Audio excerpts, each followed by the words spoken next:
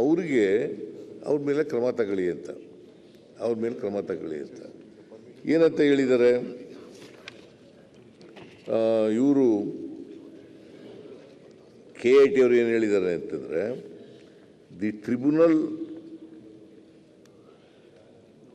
wide order dated 17/2/2025 directed the R2 KPSC to keep the notification dated 29/1/2025 in abeyance. ಇವರು ಒಂದು notification ಮಾಡಿದ್ರಲ್ಲ final ಪರೀಕ್ಷೆಗೆ ಬರ್ರಿ ಅಂತ ಅದು ನೋಟಿಫಿಕೇಶನ್ನ ಅಬೇಯನ್ಸ್ನಲ್ಲಿ ಇಟ್ಟಿದ್ದಾರೆ.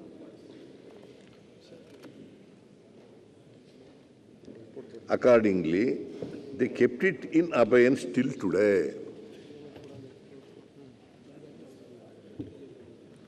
Hence, interim direction is extended till next date of hearing. ಇದು KIT ಅವರು ಹೇಳಿರೋದು division bench. For final hearing call on 10/3/2025 ಅಂತ ಮೊನ್ನೆಯಿಂದ ಇವತ್ತು ನಾಳೆಗೆ ಹೋಗಿದೆ ಕೇಸು. ಈಗ ಎರಡು ಪ್ರಕರಣಗಳಿದ್ದಾವೆ. ಒಂದು ಕುಡಿಯ ನೀರು ಮತ್ತು ನೈರ್ಮಲ್ಯ ಇಲಾಖೆಗೆ ಸಂಬಂಧಪಟ್ಟದ್ದು, ಅದು ಬಿಡಿ, ಅದು ಕೋರ್ಟ್ಗೆ ಹೋಗಿದ್ದಾರೆ. ಕೋರ್ಟ್ನವರು ಹೈಕೋರ್ಟ್ನವರು ನಾವು ನೆಕ್ಸ್ಟ್ ಡೇಟ್ ಆಫ್ ಹಿಯರಿಂಗ್ವರೆಗೆ ಏನು ಮೆಜರ್ ತಗೋಬಾರ್ದು ಅಂತ ಹೇಳಿದ್ದಾರೆ, ತೀರ್ಮಾನಗಳನ್ನು ಏನು ಮಾಡಬಾರ್ದು ಅಂತ ಹೇಳಿದ್ದಾರೆ. ಅದು ಕೋರ್ಟ್ ಮುಂದೆ ಇದೆ. ಇದರಲ್ಲಿ ಏನು ಹೇಳಿದ್ದಾರೆ, ನಾವು ನೋಟಿಫಿಕೇಷನನ್ನು ಅಬೇಯನ್ಸ್ನಲ್ಲಿ ಇಟ್ಟಿದ್ದೀವಿ, ಮತ್ತು ಆರ್ಗ್ಯುಮೆಂಟ್ ಆಗ್ತಾ ಇದೆ. ಕೋರ್ಟ್ನವ್ರು ತೀರ್ಪು ಕೊಡಲಿ. ನಾನು I am not afraid of taking any action against anybody. ತಪ್ಪು ಮಾಡಿದವರು ನೀರು ಕುಡಿಲೇಬೇಕು, ಉಪ್ಪು ತಿಂದವರು ನೀರು ಕುಡಿಲೇಬೇಕು, ಅವ್ರ ಶಿಕ್ಷೆ ಕೊಡೋಣ. ಅದ್ರ ಬಗ್ಗೆ ಎರಡನೇ ಮಾತಿರಲಿ. ನೀವೇನು ನಿಮ್ಮ ಕಳಕಳಿ ಏನಿದೆ, ನಮಗೂ ಆ ಕಳಕಳಿ ಇದೆ. ಈಗ ಮೆಂಬರ್ಗಳನ್ನ ಪ್ರಾಮಾಣಿಕರನ್ನ ಆಯ್ಕೆ ಮಾಡಬೇಕು ಅಂತ ಹೇಳ್ತಾರೆ. ಈಗ ನಿಮ್ಮ ಕಾಲದಲ್ಲೂ ಆಗಿದ್ದಾರೆ. ಈಗ 16 ಜನ ಇದ್ದಾರಲ್ಲ, 9 ಜನ ನಿಮ್ಮ ಕಾಲದಲ್ಲಿ ಆಗಿದ್ದವರೇ ಇರೋದು, 7 ಜನ ನಮ್ಮ ಕಾಲದಲ್ಲಿ ಮಾಡಿದವರು ಇದ್ದಾರೆ. ಏನು ಪ್ರಾಮಾಣಿಕರಾಗೇ ಬರ್ತಾರೆ, ಶಿಫಾರಸ್ ಪತ್ರ ತಗೊಂಡು ನಾವು ಪ್ರಾಮಾಣಿಕರು, ಭಾಳ 100% ಪ್ರಾಮಾಣಿಕರು ಅಂತಲೇ ಅನ್ಕೋಗೆ ಬರ್ತಾರೆ. ಆಮೇಲೆ ಹಿಂಗಾಗ್ಬಿಡ್ತಾರೆ. ಏನು ಮಾಡೋಕ್ಕಾಗೋದು?